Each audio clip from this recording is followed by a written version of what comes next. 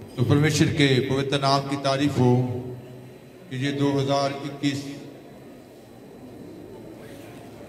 हम सब के जीवनों में दिया गया जो प्रभु के लोगों का साल है, एक आशीष का साल, वादों के पूरा होने का साल और बड़ी जीत का साल। परमेश्वर के वचन से चंद बातें सीखेंगे, पढ़ेंगे। भजन सहता जबूरा दी पोथी, भजन सहता 9 की 11।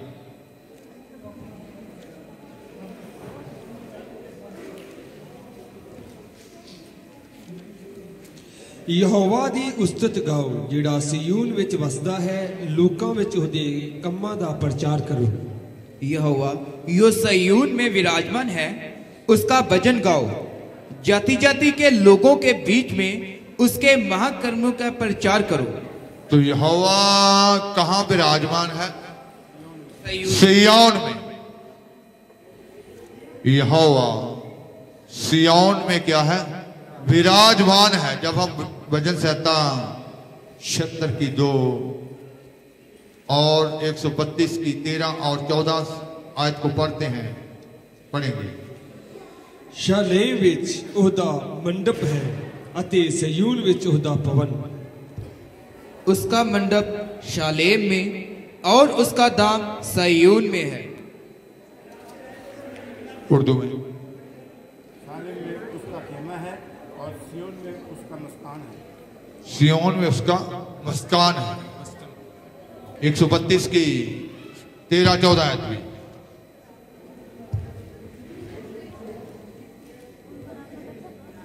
क्योंकि खुदावन ने सिय्योन को चुना, उसने उसे अपने मस्कन के लिए पसंद किया है। ये हमेशा के लिए मेरी आरामगाह है, मैं यही रहूंगा क्योंकि मैंने इसे पसंद किया है। क्योंकि ये सदा ਲਈ मेरा विश्राम धाम होवेगा, मैं इथे वसांगा, मैं इसनूं पसंद जो कर लिया है। क्योंकि यहोवा ने सिय्योन को अपनाया है, यहोवा ने सिय्योन को अपनाया है और उसे अपने निवास के लिए चाहा है। उसे अपने निवास के लिए चाहा है। ये तो युग युग के लिए मेरा विश्राम स्थान है। ये तो जुग जुग के लिए मेरा विश्राम स्थान है, विश्राम स्थान है। यही मैं रहूंगा क्योंकि मैंने इसको चाहा है। यही मैं रहूंगा क्योंकि मैंने इसको चाहा। तो खुदावंत खुदा का जो निवास स्थान है वो क्या है? सिय्योन। उसने उसे पसंद किया।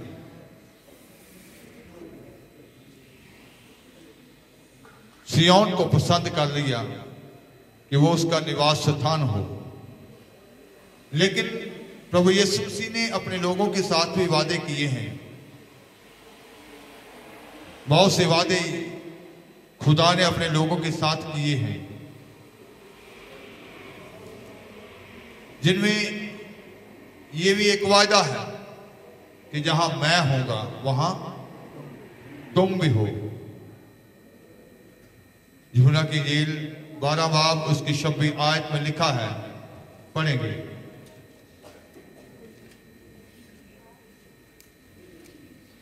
अते हर कोई जिहड़ा जीवदा है और मेरे उत्ते नेचा करता है, सो उस दीपक काल की कदे ना मरेगा। की तू इस गल दी प्रतीत करदी है? 12 बाब 26 आयत। यूहन्ना की इंजील 12 बाब 26 आयत। यदि कोई मेरी सेवा करे तो मेरे पीछे हो ले, और यहाँ मैं हूँ वहां मेरा सेवक भी होगा। यदि कोई मेरी सेवा करे तो पिता उसका आदर करेगा। जे कोई मेरी सेवा करे ता मेरे पीछे हो तुरे, और जिथे मैं हाँ मेरा सेवक भी उथे होवेगा।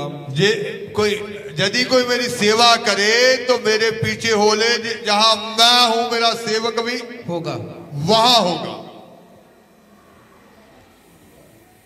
और यदि कोई मेरी सेवा करे तो पिता उसका आदर करेगा। यदि कोई मेरी सेवा करे तो पिता उसका क्या करेगा?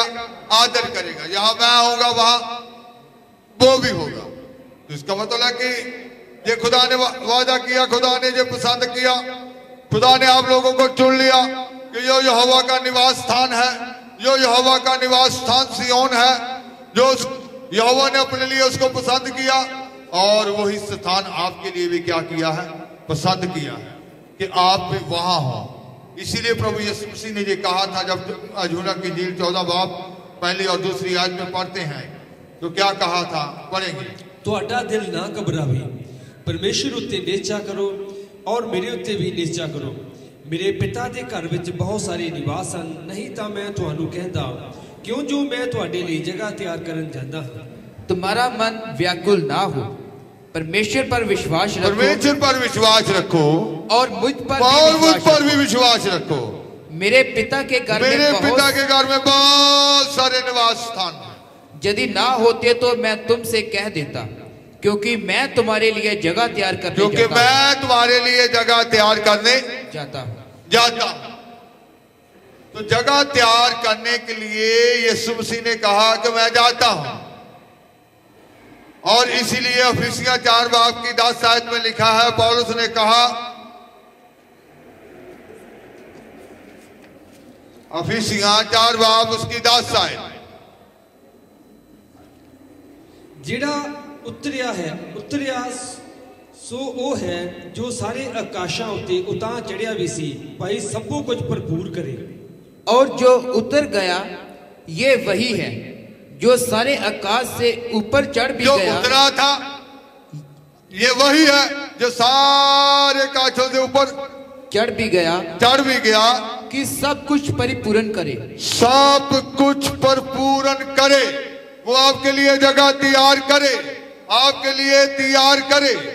कि खुदा की इच्छा है कि आप भी वहां हो, सिय्योन में हो। और इसीलिए जो वर्ष लिखी है, जैसे पीछे भी लिखा है, वचन संहिता 102 पढ़ देंगे। क्योंकि यहोवा ने सिय्योन को फिर बसाया है और वह अपनी महिमा के साथ दिखाई देता है। यहोवा ने सिय्योन को बसाया है। पंजाबी हिंदी में सबके पढ़ना पड़ेगा। जद यहोवा ने सिय्योन ਨੂੰ ਬਣਾਇਆ ਤਾਂ ਉਹ ਆਪਣੇ ਪ੍ਰਤਾਪ ਵਿੱਚ ਪ੍ਰਗਟ ਹੋਇਆ। क्योंकि यहोवा ने सिय्योन को फिर बसाया है और वह अपनी महिमा के साथ दिखाई देता है। For the Lord builds up Zion, he appears in his glory. यहोवा ने सिय्योन को बनाया, फिर उसके बाद वो प्रताप में क्या हुआ, महिमा में क्या हुआ, प्रकट हुआ। तो इसका मतलब है कि खुदा सिय्योन को बनाएगा। खुदा की ये योजना है कि जो निवास स्थान उसके पिता का निवास स्थान है, प्रभु यीशु मसीह का निवास स्थान है, वो आपका भी निवास स्थान हो, आप भी वहां हो। यहां आपका खुदा है। तो इसके लिए पुराने समयों से ही उसने बहुत सारे लोगों को अपने लिए अलग किया। पुराने समयों से ही लोग अलगताई में आए।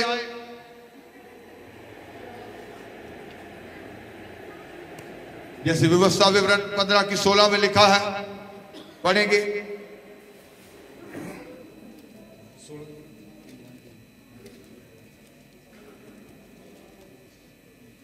ये जो बातें करते हैं ये हाथों से काम करें ਤਾਂ ਇਹ ਹੋਵੇਗਾ ਕਿ ਜੇ ਉਹ ਤੁਹਾਨੂੰ ਆਖੇ ਕਿ ਮੈਂ ਤੁਹਾਡੇ ਕੋਲੋਂ ਨਹੀਂ ਜਾਵਾਂਗਾ, ਕਿਉਂ ਜੋ ਉਹ ਤੁਹਾਡੇ ਨਾਲ ਅਤੇ ਤੁਹਾਡੇ ਘਰਾਣੇ ਨਾਲ ਇਸ ਲਈ ਪ੍ਰੇਮ ਕਰਦਾ ਹੈ ਕਿ ਤੁਹਾਡੇ ਸੰਗ ਉਸ ਦਾ ਭਲਾ ਹੈ। और यदि वह तुझसे और तेरे घराने से प्रेम रखता और तेरे संग जो गुलाम हो जाता है,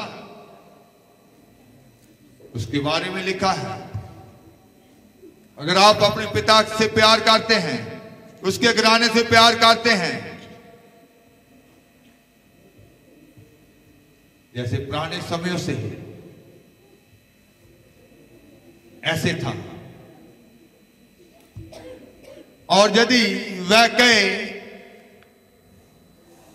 क्या कहे, और यदि वह तुझसे और तेरे घराने से प्रेम रखता और तेरे संग आनंद से रहता हो और इस कारण तुझसे कहने लगे, मैं तेरे पास से ना जाऊंगा, मैं तेरे पास से ना जाऊंगा। ना जाऊंगा। जो पिता के हैं, जो उसके घराने से प्रेम करते हैं, पिता से प्रेम करते हैं, वो कभी भी उससे छोड़कर, वचन से अलग होकर जीवन व्यतीत नहीं करेंगे। वो अपनी मर्जी का जीवन व्यतीत नहीं करेंगे। वो अपनी इच्छा को अपने जीवन में नहीं लेंगे। क्यों? क्योंकि खुदा ने उन्हें मां की कुख से ही क्या किया है? अलग किया है। जैसे यिर्मयाह के बारे में भी कहा गया कि मैंने तुझे मां की कुख से क्या किया है? अलग किया। यिर्मयाह 1:5। पौलुस के बारे में कहा गया गलातियां 1:15 और 16 पढ़ेंगे। ਇਹ ਤੋਂ ਪਹਿਲਾਂ ਕਿ ਮੈਂ ਤੈਨੂੰ ਢਿੱਡ ਵਿੱਚ ਸਾਜਿਆ, ਮੈਂ ਤੈਨੂੰ ਜਾਣਦਾ ਸਾਂ। ਇਸ ਤੋਂ ਪਹਿਲਾਂ ਕਿ ਤੂੰ ਕੁੱਖੋਂ ਨਿਕਲਿਆ, ਮੈਂ ਤੈਨੂੰ ਵੱਖਰਾ ਕੀਤਾ, ਮੈਂ ਤੈਨੂੰ ਕੌਮਾਂ ਲਈ ਨਬੀ ਮਿਥਿਆ।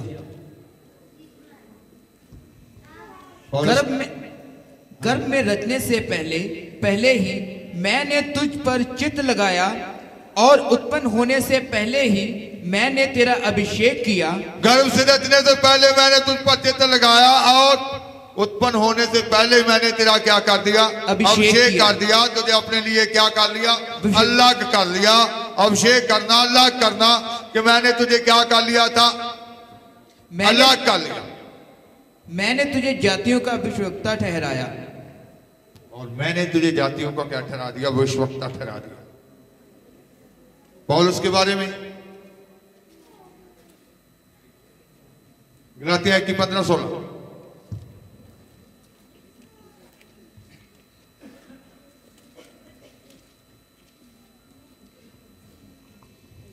ਪਰ ਜਦੋਂ ਉਹਦੀ ਜਿਨ ਮੈਨੂੰ ਮੇਰੀ ਮਾਤਾ ਦੀ ਕੁੱਖੋਂ ਹੀ ਵੱਖਰਾ ਕੀਤਾ। पौलुस क्या कहता है कि उसने उसे मां की कुख से क्या किया था? अलग किया। हिंदी में। परंतु परमेश्वर की, जिसने मेरी माता के गर्भ ही से मुझे ठहराया और अपने अनुग्रह से बुला लिया, जब इच्छा हुई कि मुझ में अपने पुत्र को प्रकट करे कि मैं अन्य जातियों में उसका सुसमाचार सुनाऊं, तो ना मैं तो मांस और लहू से सलाह ली। जब उसकी इच्छा हो कि अपने पुत्र को मुझ में क्या करे? प्रकट करे, और अन्य जातियों में मैं क्या करूं? उसका सुसमाचार सुनाऊं। तो फिर उस वक्त मैंने मांस और लहू से मशवरा नहीं किया, सलाह नहीं ली। मैंने अपने बहन भाइयों से, रिश्तेदारों से नहीं पूछा। मैंने अपने खुदा की आवाज को सुना, और उस आवाज को सुनकर निकल पड़ा। तो इसका मतलब है कि मां की कुख से इंसान को अलग किया जाता है कि वो सिय्योन का अधिकारी हो जाए।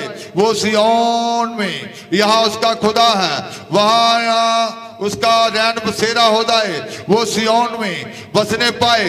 तो इसका मतलब है कि ये खुदा की योजनाएं, भलाई की योजनाएं, उत्तमताई की योजनाएं मेरे और आप सबके लिए हैं। आपको पहले से ही चुना हुआ है, मां की कुख से ही चुना हुआ है। ये आपके बारे में आज ही योजनाएं नहीं बनी। पौलुस ने जब अपने आप को जांचा, उसने देखा कि मैं मां के गर्भ से ही चुना हुआ हूं, अलग किया हुआ हूं। तो पौलुस क्या कहता है? वो अपने जीवन के बारे में क्या कहता है? जब प्रेरितों के काम विभाग में हम पढ़ते हैं उसकी 24 आयत, तो वहां लिखा गया है, पढ़ेंगे।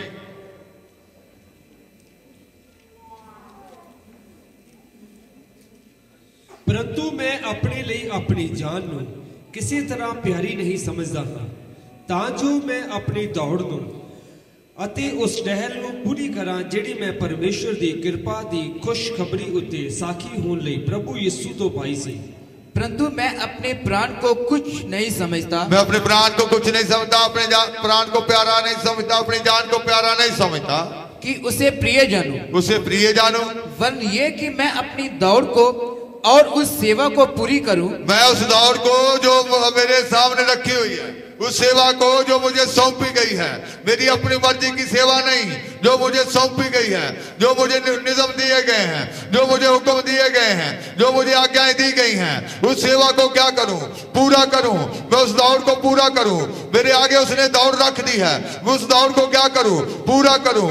मैं अपनी जान को प्यारा नहीं जाना, मैंने अपनी जान को प्यारा नहीं समझा। तो इसका मतलब है कि सिय्योन का अधिकारी होने के लिए जो खुदावंद खुदा का निवास स्थान है, उसने मां की कुख से ही अलग किया है। और जो अलग कर लिए जाते हैं पौलुस की तरह, उन्हें अपनी जान को कभी भी प्यारा नहीं समझना चाहिए। उन्हें अपने निशाने की ओर देखना चाहिए कि उनका निशाना क्या है। उन्हें अपनी दौड़ की ओर देखना चाहिए कि उनकी दौड़ क्या है। एक दूसरे की तरफ नहीं देखना चाहिए, दूसरों की तरफ नहीं देखना चाहिए, अपने निशाने की ओर देखना चाहिए, अपनी मंजिल की ओर देखना चाहिए। अपनी मंजिल की ओर देखकर भागेंगे तो, दौड़ेंगे तो आप आगे निकलेंगे। दूसरों की तरफ पीछे मुड़कर देखेंगे तो आप भी क्या हो जाएंगे, पीछे रह जाएंगे। दूसरा आपसे आगे क्या हो जाएगा, निकल जाएगा, आप पीछे देखते रह जाएंगे। तो ऐसा कभी नहीं आना चाहिए आपके जीवन में। क्या बीते समय में देखते रहें, दूसरों के बारे में देखते रहें। आप आगे अपने खुदावंद खुदा की ओर देखें, अपने खुदावंद खुदा की बातों को पर ध्यान लगाएं। फिर उसने कहा कि उसने क्या किया, जो मैंने परमेश्वर के अनुग्रह, पहला तिमोथेयुस एक बार भी सुना है। एक सिय्योन का अधिकारी बनना है जिसने, पहली बात है कि उसको ये जान लेना चाहिए कि वो मां के गर्भ से क्या किया गया है, अलग किया गया। जिसने परमेश्वर के निवास स्थान में वास करना है, उसे ये समझ लेना चाहिए कि उसकी मां के कुख से पहले से उसके बारे में योजनाएं बनाई गई हैं, उसके बारे में पहले से योजनाएं तय हैं। और जैसे उसने कहा कि मैंने लहू और मांस से मशवरा नहीं लिया और फिर मैंने अपनी जान को प्यारा नहीं जाना, अपनी दौड़ को देखा, अपने निशाने की ओर देखा कि उस सेवा को क्या करूं, पूरा करूं जो मेरे लिए रखी हुई है। और पर मुझ पर इसलिए दया हुई कि मुझ सबसे बड़े पापी में यीशु मसीह अपनी पूरी सहनशीलता दिखाए कि जो लोग उस पर अनंत जीवन के लिए विश्वास करेंगे उनके लिए मैं एक आदर्श बनूं।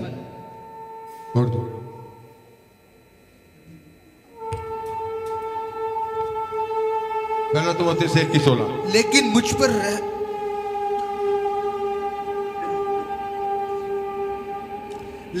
पर रहम इसलिए हुआ कि यीशु मसीह मुझ बड़े गुनहगार में अपना कमाल तहमूल जाहिर करे, ताकि जो लोग हमेशा की जिंदगी के लिए उस पर ईमान लाएंगे उनके लिए मैं नमूना बनूं।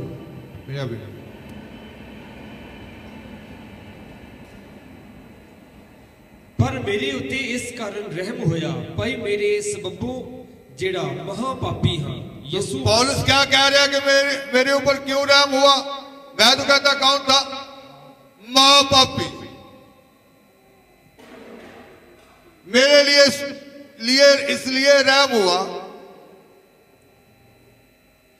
यीशु मसीह अपने पूरे धीरज ਨੂੰ प्रकट करे। मेरे जीवन से यीशु मसीह अपने पूरी सहनशीलता को, पूरे धीरज को क्या करे? प्रकट करे, दिखाए, ਤਾਂ ਜੋ ਇਹ ਉਹਨਾਂ ਦੇ ਨਿमित्त ਜਿਹੜੇ ਉਸ ਉੱਤੇ सदीपक जीवन ये उनके लिए है जो यीशु मसीह के ऊपर ईमान लाते हैं। निश्चय करनगे एक नमूना होवे। जो यीशु मसीह के ऊपर ईमान लाएंगे, जो यीशु मसीह के ऊपर ईमान लाएंगे, किस लिए? सदीपक जीवन के अधिकारी बनने के लिए वो ईमान लाएंगे। तो मुझ पर ये अनुग्रह, मुझ पर ये माँ पापी पर कृपा इसलिए हुई कि मैं उनके लिए क्या बन जाऊं? एक आदर्श बन जाऊं, एक नमूना बन जाऊं। इसका मतलब है चुने हुए लोगों, आपको एक आदर्श बनने के लिए चुना है। आपको माँ की कुख से पहले से ही उसने अपने लिए अलग किया है कि आप सिय्योन के अधिकारी हो, आप सिय्योन में प्रवेश करें।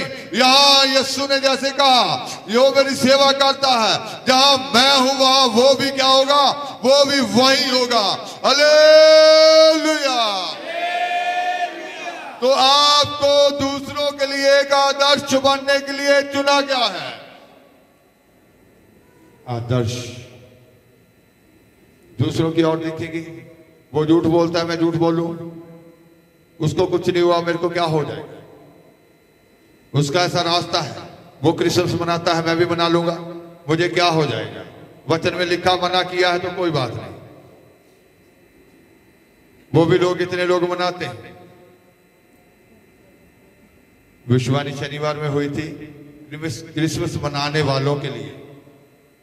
पता नहीं इन्होंने नेट पे अभी तैयारी है या नहीं, कि जैसे लिखा है कि वो औरत गर्भवती थी और बच्चा जन्ने की दर्दें उसको लगी हुई थी। तो प्रभु ने कहा कि आपके दर्द, किसी के दर्द हो तो वो नाच रंग करेगा, वो उछलेगा कूदेगा। अभी इन सेवकों को दर्दें नहीं लगी। दुआ करो कि इनको क्या लग जाए, दर्दें लग जाए। ये जो उछलते कूदते हैं, क्रिसमस मनाते हैं, नाच रंग करते हैं, तो दर्दें जब तक नहीं लगेगी तब तक वो उछलेंगे कूदेंगे। आपके शरीर में वैसे दर्द हो, आपका उछलने को दिल करेगा?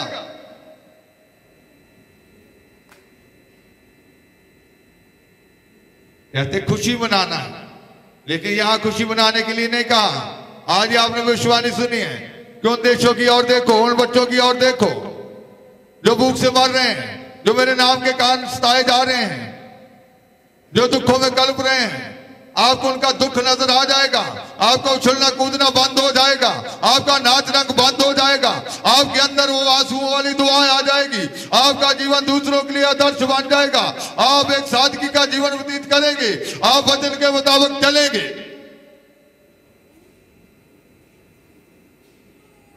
तो पौलुस ने जो कहा, मुझ पर यह अनुग्रह इसलिए हुआ कि मैं दूसरों के लिए क्या बन जाऊं, आदर्श बन जाऊं, दूसरों के लिए नमूना बन जाऊं।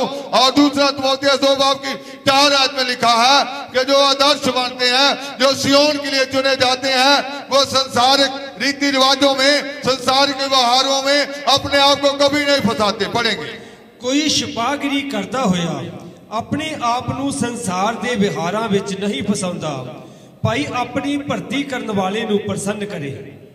जब कोई योद्धा लड़ाई पर जाता है तो जब कोई योद्धा लड़ाई में जाता है तो इसलिए कि अपने भर्ती करने वाले को प्रसन्न करे, वो अपने भर्ती करने वाले को प्रसन्न करेगा, अपने आप को संसार के कामों में नहीं फंसाता, अपने आप को संसार के कामों में नहीं फंसाता।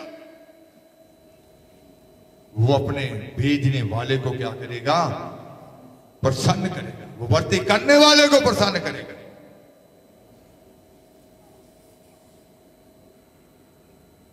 जिसने मुझे भर्ती किया है वो मुझसे क्या चाहता है, कैसा युद्ध चाहता है मुझसे, मैं कैसे लड़ूं।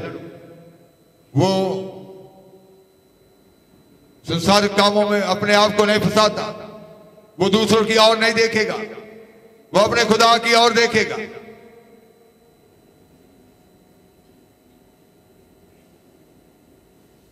तीतुस 1:7 है।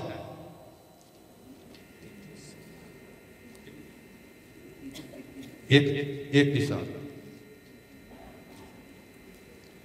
क्योंकि चाहिदा है भाई कलीसिया दा निगाहबान परमेश्वर दा मुख्तियार हो कि निर्दोष होवे, ना मनमतिया, ना क्रोधी, ना प्याकड़, ना मुक्केबाज, ना झूठे नफे दा लोभी होवे।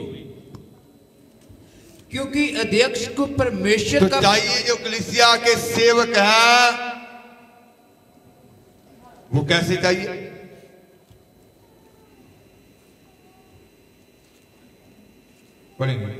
क्योंकि अध्यक्ष को परमेश्वर का भंडारी होने के कारण निर्दोष होना चाहिए, ना हठी, ना क्रोधी, ना मनवतिया, ना हठी, ना क्रोधी, ना प्याकड़, ना मारपीट करने वाला और ना नीच कमाई का लोभी हो। ना नीच कमाई का लोभी।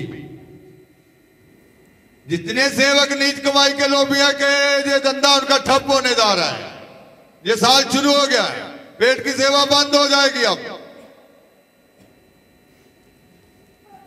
खुदा पर ईमान लाना पड़ेगा उनको, क्योंकि लिखा गया है कि जो सेवक है वो नीच कमाई का लोभी नहीं होना चाहिए। तो आप सियोन के अधिकारी बनना है, वहां जो निवास स्थान है वहां रहना है, तो आपका जीवन भी वैसा ही मांगा गया है। आप किसी कंट्री में जाना चाहते हैं, तो उस देश के कानून को फॉलो करना पड़ेगा। सियोन में जाना चाहते हैं तो फिर उसके कानून को फॉलो करना पड़ेगा। संसार में रहना चाहते हैं फिर संसार के कानूनों में चल सकते हैं आप।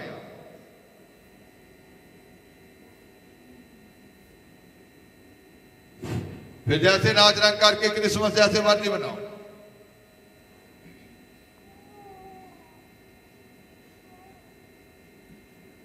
लेकिन ये जान लो कि खुदा ने मां की कुख से आपको अलग किया है, दूसरों के लिए आदर्श बनने के लिए, दूसरों के लिए नमूना बनने के लिए, दूसरों के लिए एक अच्छा योद्धा बनने के लिए, जो संसार के व्यवहारों में अपने आप को नहीं फंसाता, दूसरों के लिए ऐसा जो झूठे नफे का लोभी ना होगा, वो परमेश्वर पर ईमान रखकर चलेगा, वो ग्राहियां नहीं करेगा, वो पैसा इकट्ठा करके दिन नहीं मनाएगा, आज कुछ प्रोग्राम नहीं करेगा, वो खुदा पर ईमान लाएगा। खुदा सब कुछ मुहैया करने वाला मुहैया करेगा।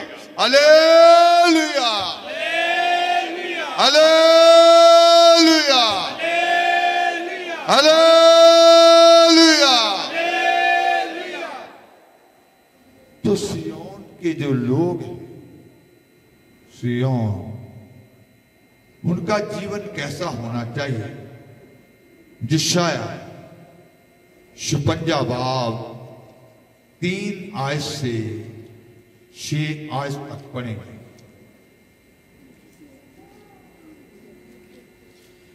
उपरा जिन्हें अपने आप ਨੂੰ ਯਹੋਵਾ ਦੇ ਮਗਰ ਲਾ ਲਿਆ ਹੈ, ਇਹ ਨਾ ਆਖੀ ਯਹੋਵਾ ਮੈਨੂੰ ਆਪਣੀ ਪਰਜਾ ਵਿੱਚੋਂ ਅੱਡ ਕਰ ਦੇਵੇਗਾ। ਨਾ ਖੁਸਰਾ ਇਹ ਆਖੇ ਵੇਖੋ ਮੈਂ ਸੁੱਕਾ ਰੁੱਖ ਹਾਂ। ਯਹੋਵਾ ਤਾਂ ਇਉਂ ਆਖਦਾ ਹੈ, ਮੈਂ ਉਹਨਾਂ ਖੁਸਰਿਆਂ ਨੂੰ ਜੋ ਮੇਰੀ ਸਬਤਾਂ ਨੂੰ ਮੰਨਦੇ ਅਤੇ ਜੋ ਕੁਝ ਮੈਨੂੰ ਭਾਉਂਦਾ ਉਹੀ ਚੁਣਦੇ ਅਤੇ ਮੇਰੇ ਨੇਮ ਨੂੰ ਫੜੀ ਰੱਖਦੇ ਹਨ, ਮੈਂ ਉਹਨਾਂ ਨੂੰ ਆਪਣੇ ਘਰ ਵਿੱਚ ਅਤੇ ਆਪਣੀਆਂ ਕੰਧਾਂ ਦੇ ਅੰਦਰ ਇੱਕ ਯਾਦਗਾਰ ਅਤੇ ਇੱਕ ਨਾਮ ਪੁੱਤਰਾਂ ਧੀਆਂ ਨਾਲੋਂ ਚੰਗਾ ਦਿਆਂਗਾ। ਮੈਂ ਉਹਨਾਂ ਨੂੰ ਇੱਕ ਸਦੀਪਕ ਨਾਮ ਦਿਆਂਗਾ ਜੋ ਮਿਟਾਇਆ ਨਾ ਜਾਵੇਗਾ। ਉਪਰੇ ਜਿਨ੍ਹਾਂ ਨੇ ਆਪਣੇ ਆਪ ਨੂੰ ਯਹੋਵਾ ਦੇ ਮਗਰ ਲਾ ਲਿਆ ਹੈ, ਭਾਈ ਉਹ ਉਸ ਦੀ ਸੇਵਾ ਕਰਨ ਅਤੇ ਯਹੋਵਾ ਦੇ ਨਾਮ ਨਾਲ ਪ੍ਰੇਮ ਰੱਖਣ ਅਤੇ ਉਸ ਦੇ ਦਾਸ ਹੋਣ। ਹਰੇਕ ਜੋ ਸੰਬਤ ਨੂੰ ਬਿਨਾਂ ਪਲੀਤ ਕੀਤੇ ਮੰਨਦਾ ਅਤੇ ਮੇਰੇ ਨਾਮ ਨੂੰ ਫੜੀ ਰੱਖਦਾ ਹੈ। जो परदेसी यहोवा से मिल गए हैं, जो परदेसी यहोवा से मिल गए हैं, वह ना कहें यहोवा हमें अपनी प्रजा से निश्चय अलग करेगा। वो कभी ना कहेंगे यहोवा अपनी प्रजा से हमें अलग कर देगा। और खोजे भी ना कहें, खोजे भी ना कहें, खोजे हम तो सूखे वृक्ष हैं। खुसरे जो हैं जिन्होंने अपनी ख्वाहिशों को प्रभु के लिए मार दिया है। क्योंकि जो खोजे मेरे विश्राम दिन को मानते और जिस बात से मैं प्रसन्न रहता हूँ उसी को अपनाते। और खोजों का मतलब, खुसरों का मतलब जिन्होंने अपनी ख्वाहिशों को क्या कर दिया है? मार दिया। वो किस लिए खुश रहते हैं? फिर से, क्योंकि जो खोजे मेरे विश्राम दिन को मानते और जिस बात से मैं प्रसन्न हूं उसी को अपनाते हैं और मेरी वाचा का पालन करते हैं। मेरी वाचा का पालन करते हैं। यहोवा यूं कहता है, यहोवा यूं कहता है, मैं अपने भवन और अपनी शहरपनाह के भीतर उनको ऐसा नाम दूंगा, मैं उनको एक ऐसा नाम दूंगा जो पुत्र पुत्रियों से कहीं उत्तम होगा, पुत्रियों से भी कहीं उत्तम होगा। हालेलुया। मैं उनका नाम सदा बनाए रखूंगा, मैं उनका नाम सदा बनाए रखूंगा, क्योंकि वो हजारों पीढ़ियों तक करना करता है।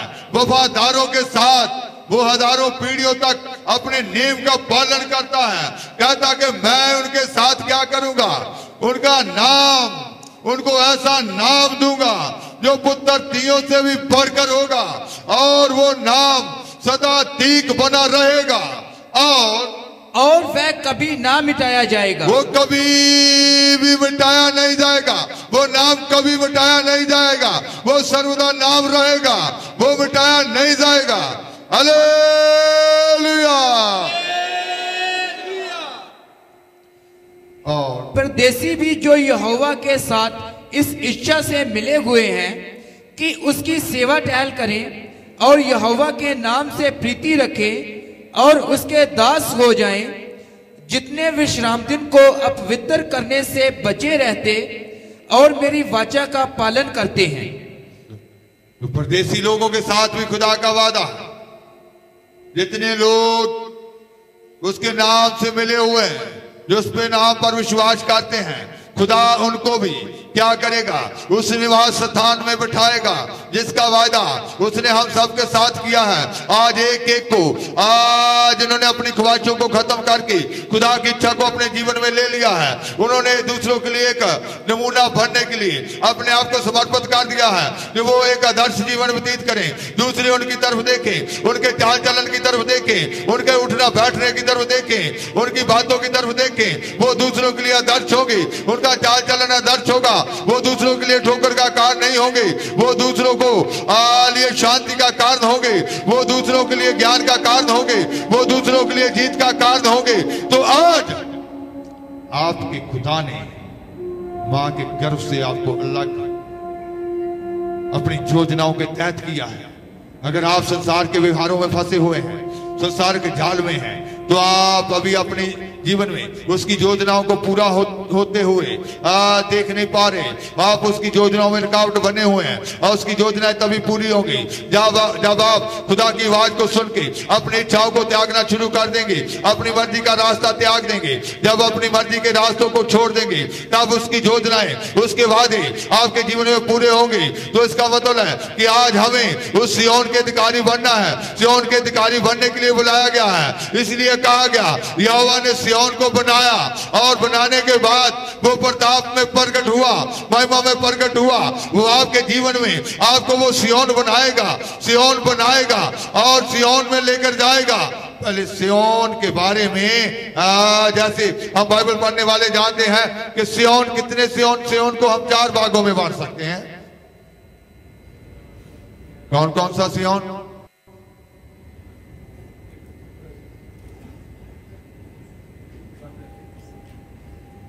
सेकंड शमूएल 5 बाब के साथ, दूसरा शमूएल 5 बाब के साथ।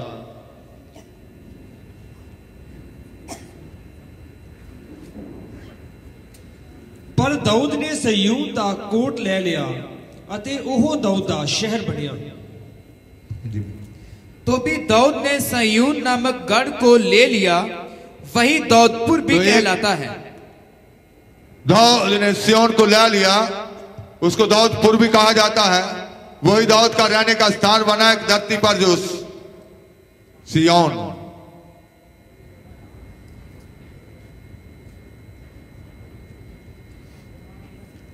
और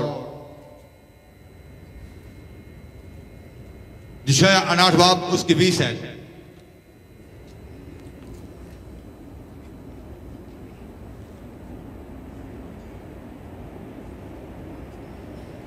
एक छुटकारा देने वाला सयून ਲਈ ਅਤੇ याकूब ਵਿੱਚ अपराध ਤੋਂ ਹਟਣ ਵਾਲਿਆਂ ਲਈ ਆਵੇਗਾ। यहोवा ਦਾ वाक है। हिंदी उर्दू। याकूब में जो अपराध से मन फिराते हैं, उनके लिए सयून में एक छुड़ाने वाला आएगा। यहोवा की यही वाणी है। और खुदावंद फरमाता है, सिय्योन में और उनके पास जो याकूब में खताकारी से बाज आते हैं, एक फिदिया देने वाला आएगा। ये 1000 साल सिय्योन के बारे में लिखा है। 1000 साल सिय्योन। फिर इब्रानिया 12 बाब की 22।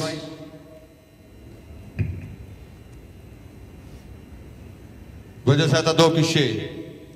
ਸਗੋਂ ਤੁਸੀਂ ਸਯੂਨ ਦੇ ਪਹਾੜ ਕੋਲ ਆਏ ਹੋ ਅਤੇ ਅਕਾਲ ਪੁਰਖ ਦੀ ਨਗਰੀ ਸੁਰਗੀ यरूशलेम ਕੋਲ ਅਤੇ जोड़ मेले। तो आप पढ़ रहे हैं, पहला सिय्योन आपने कौन सा सीखा? दाऊद का शहर जो धरती पर।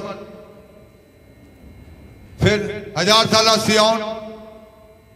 अब ये जो सिय्योन है पढ़ेंगे। तुम सयून के पहाड़ के पास, तुम सिय्योन के पहाड़ के पास आए हो और जीवते परमेश्वर के नगर स्वर्गीय यरूशलेम के पास, जीवते परमेश्वर के नगर स्वर्गीय यरूशलेम के पास, और लाखों स्वर्गदूतों और उन धर्मियों की आत्माओं के पास।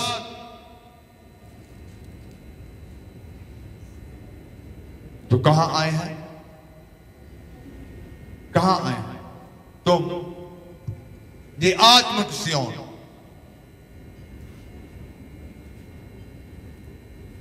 वजह से आता दो किशोर, आत्मिक सियोन, ये तीसरा सियोन। पर मैं अपने पवित्र पर्वत सिय्योन उते अपने पातशाह नूं बहा दिता है। मैं तो अपने ठहराए हुए राजा को अपने पवित्र पर्वत सिय्योन की राजगद्दी पर बैठा चुका हूं। ये आत्मिक सियोन के बारे में लिखा गया है। ये दोनों आयतें इब्रानियों 12 की 22 और ये वजह से आता 2 की 6। आत्मिक सियोन, आप आत्मिक सियोन बन रहे हैं।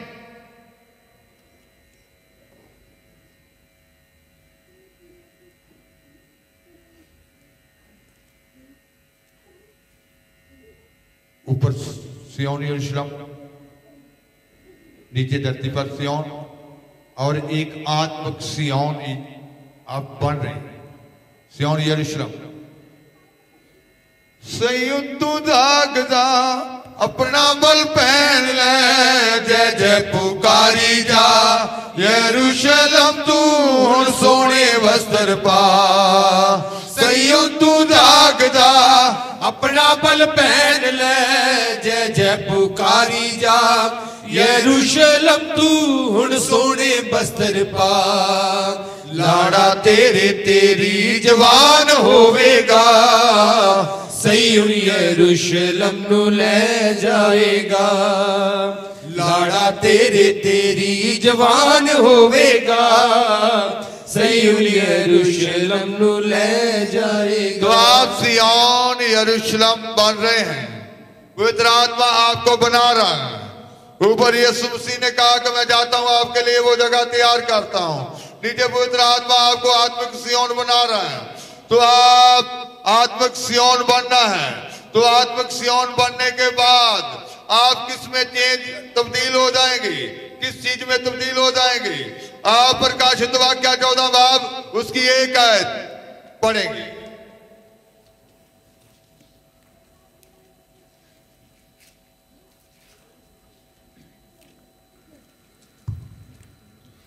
मैं निगाह कीती तां की वेखदा हां, भाई लीला सिय्योन दे पहाड़ उत्ते खलोता है, अते ओहदे नाल 1,44,000 हन, जिन्हां दे मत्थे उत्ते ओहदा नाम अते ओहदे पिता दा नाम लिखिया होया है। फिर मैंने दृष्टि की और देखो, वह मेमना सिय्योन पहाड़ पर खड़ा है और उसके साथ 1,44,000। कहता कि मैंने दृष्टि की, यूहन्ना प्रकाशित वाक्य लिखने वाला कहता कि जब मैंने दृष्टि की, मैंने देखा वह मेमना सिय्योन पहाड़ पर खड़ा है। सिय्योन पहाड़ पर कौन खड़ा है? वह मेमना खड़ा है। और उसके साथ कितने? 1,44,000। ये 1,44,000 जो है ये ग्रुप है। जैसे मिलिट्री में, BSF में बटालियन होती है। ये अगर 22 बटालियन है, इसका मतलब ये नहीं कि उसमें 22 आदमी है। वो उस ग्रुप का क्या है? नाम है। उसमें सैकड़े हुए, कितने हजारों लाखों भी हो सकते हैं एक बटालियन में।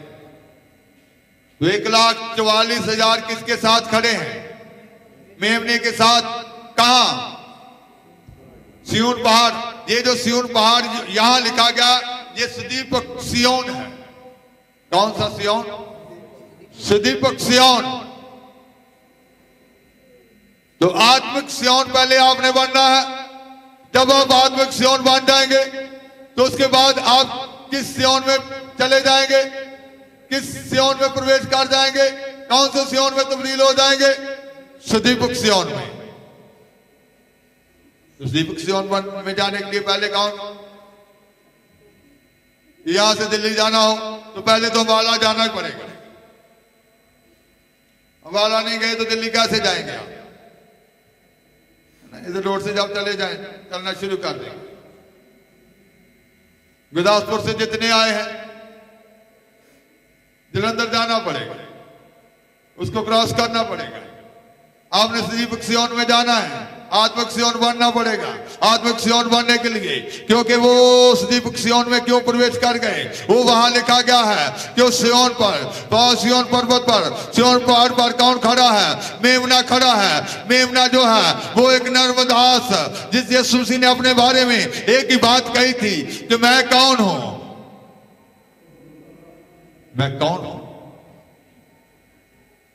ये सारे थके हुए भारे दबे हो मेरे पास आओ, मैं तुझे क्या दूंगा? आराम दूंगा। और अपने बारे में एक ही बात कही थी, क्या? मैं दीन और मन का हली। मत्ती 11:29 में यीशु मसीह ने अपने लिए एक ही बात कही थी। पढ़ेंगे 11:29।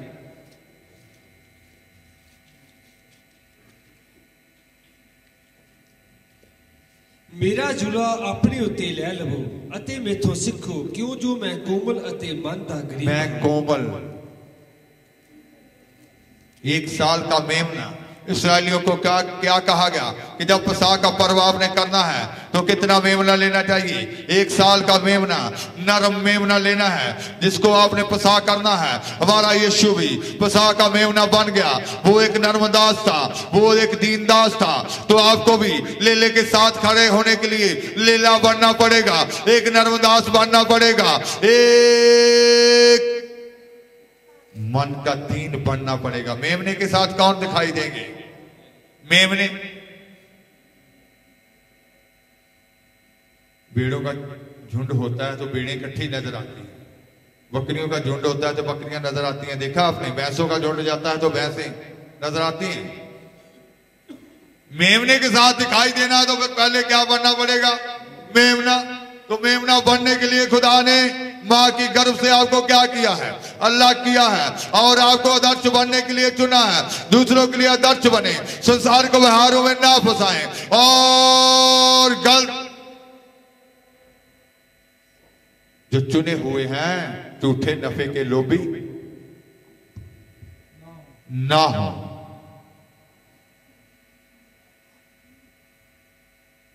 चुने हुए वो अपने निशाने को देखेंगे, जैसे पौलुस ने देखा कि मैं उस दौड़ को, वो उस दौड़ में शामिल हो गया और उस सेवा को जो उसको सौंपी गई थी उसकी ओर देखा। आपको क्या सौंपा है, आपके खुदा ने आपको क्या कहा है, आप उसी मुताबिक चलेंगे तो वो मेमना बनेंगे, क्योंकि यीशु मसीह ने पिता की मर्जी को पूरा किया। जब पसाह का मेमना इस्राएलियों ने लिया तो उनको कहा गया कि महीने की 10वीं तारीख को क्या करना है? एक मेमना आपने लेना है। 10वीं तारीख का मतलब था 10 आज्ञाएं, व्यवस्था को दर्शाता। फिर उसको कहा गया कि उसको 14वीं तारीख को क्या करना है? आपने पसाह का लेला काटना है अपने परिवारों के लिए। तो 4 दिन उनके लिए क्यों रखे गए बीच में? कि वो मेमने को क्या करें, है ना? निर्गमन कुछ 12 में आपने पढ़ा होगा कि उसको क्या करें? 4 दिन देखें कि कोई उसमें बाज तो नहीं है, वो काना तो नहीं है, वो लंगड़ा तो नहीं है, कोई जख्मी तो नहीं है। उसको 4 दिन क्या करें? परखा जाए। फिर 4 दिन के बाद उसको क्या किया जाए? काट दिया जाए। तो हमारा यीशु मसीह भी 4 साल परखा गया, परखा गया। हमारा यीशु 4 साल परखा गया।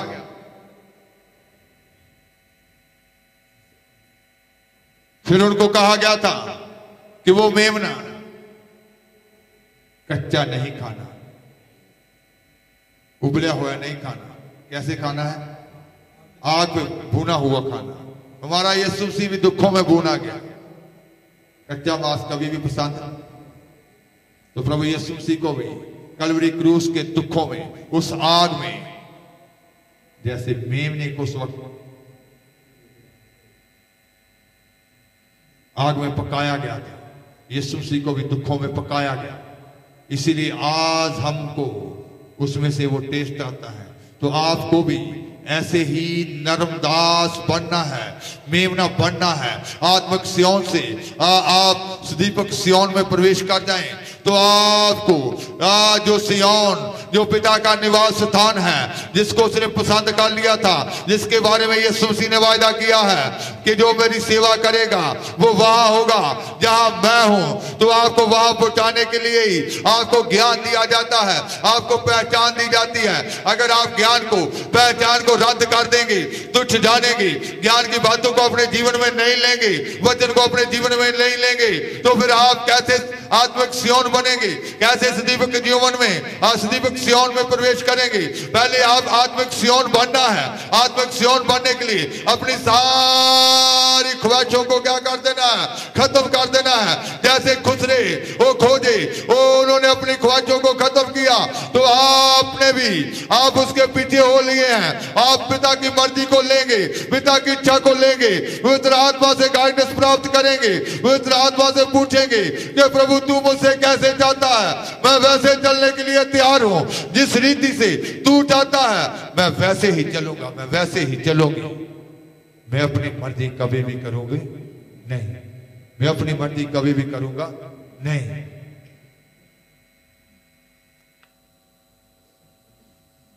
पौलुस ने खुदा की आवाज को सुनकर लहू और मांस से भी मशवरा नहीं लिया, उसने किसी बहन भाई से मशवरा नहीं लिया। आप खुदा की बातों के लिए, जब खुदा आपको कहते हैं दूसरों से मशवरा ना लें, पवित्र आत्मा मशवरा देने के लिए आपको सहायक के तौर पर दिया गया है।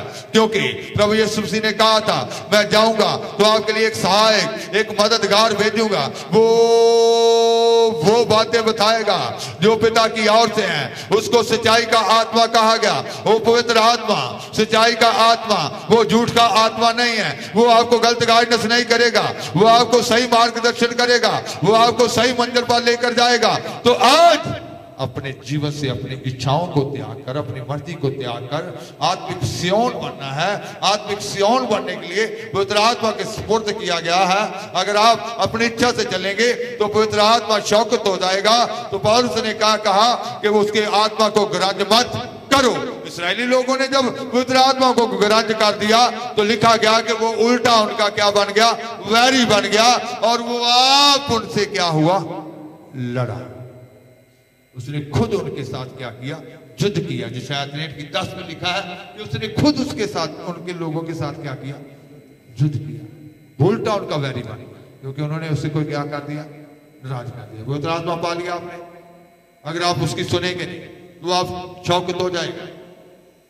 आपको पवित्र आत्मा सहायक के तौर पर दिया गया है कि पिता की बातों को जान सके, समझ सके, उन बातों को समझना है, उन बातों को अपने जीवन में लेना है। क्योंकि आप आत्मिक सियोन बनेंगे। आत्मिक सियोन बनने के बाद आप सदीपक के जीवन में प्रवेश होंगे, सदीपक के जीवन में तब्दील हो जाएंगे। उससे पहले जब प्रभु यीशु मसीह 1000 साल सियोन में आएगा, आप भी उसके साथ या उस 1000 साल राज में क्या करेंगे, आएंगे, उनके साथ राज करेंगे।